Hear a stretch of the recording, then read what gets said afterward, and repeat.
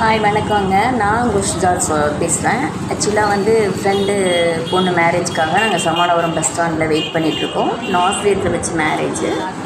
So போகிறதுக்காக நானும் பாப்பாவும் வந்து பஸ் ஸ்டாப்பில் வெயிட் பண்ணுறோம். வண்டியை கொண்டு வந்து சர்ச்சுக்கிட்ட போட்டுட்டு நானும் அவளும் போகிறதுக்காக வெயிட் பண்ணோம். ஆக்சுவலாக பஸ் எங்களுக்கு ஒரு 15 நிமிஷத்தில் கிடச்சிருச்சு. நான் உடன்குடி பஸ் கிடச்சிச்சு. பஸ்ஸில் எங்கள் சீட்டும் இருந்துச்சு. சீட்டில் நாங்கள் உட்காந்துருக்கோம். மேடம் வந்து செல்ஃபோன் நோண்டிகிட்ருக்குறாங்க. ஆக்சுவலாக நான் பஸ்ஸில் வச்சு ஒரு ரீல்ஸும் போட்டுட்டேன். ஹாய் சொல்கிறேன் உங்களுக்கு. அப்புறம் வந்து அது கொஞ்சம் ஹீட்டாக தான் இருந்தது வெயில்ன்றனால. பட் பரவாயில்ல, நாங்கள் கிளம்பிட்டோம். பட்டு சேலையை அயன் பண்ணி கட்டோம்னா கொஞ்சம் கஷ்டமாக தான் இருந்தது, கொஞ்சம் ஹீட்டாக இருக்குது. அண்ட் அப்புறம் வந்து நாங்கள் வந்து ஒரு மணி நேரம் ஆயிடுச்சு பஸ்ஸில் ட்ராவல் பண்ணிட்டு போகிறதுக்கு. இறங்கினோன்னே எங்களுக்கு வந்து இடம் ஆக்சுவலாக தெரியலை. இறங்கினோடனே எங்களுக்கு வந்து ஒரு ஆட்டோ கிடச்சிது. ஆட்டோ வந்து சொன்னோம் பிரகாசபுரம் சர்ச்சுன்னு. ஸோ அவர் வந்து 70 ரூபா கேட்டார். ஸோ நாங்கள் ஆட்டோவில் ஏறி போக ஆரம்பிச்சிட்டோம்.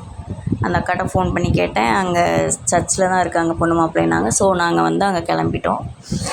போயிட்டுருந்தோம். ஒரு 15 நிமிஷம் தான் ட்ராவலு. ஸோ பள்ளமாக தான் இருந்துச்சு.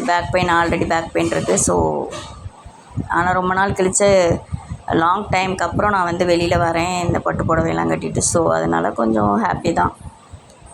அப்புறம் வந்து நம்ம சர்ச்சுக்கிட்ட போய் இறங்கிட்டு அப்புறம் நாங்கள் சர்ச்சுக்கு போயிட்டோம். சர்ச்சில் வந்து தாலி கட்டி முடிச்சாச்சு. ப்ரேயர் நடந்துக்கிட்டு இருந்துச்சு. ப்ரேயரில் நாங்கள் கலந்துட்டோம்.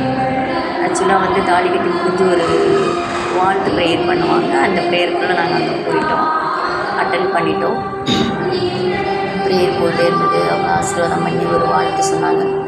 அண்டு பாஸ்டர் அவங்களுக்கும் வந்து ஒரு பொன்னாடை போட்டி அவங்கள கௌரவிச்சுக்கிட்டு இருந்தாங்க. ஸோ சர்ச்சு ரொம்ப நல்லா தான் இருந்துச்சு. அதில் கொஞ்சம் பெரிய சர்ச்சு தான், நல்லா நீட்டாக இருந்துச்சு. காற்று கொஞ்சம் நல்லாவே வந்துச்சாங்க. அவ்வளோவா ஹீட்டெல்லாம் தெரியவே இல்லை, நல்லா இருந்துச்சு ரொம்ப.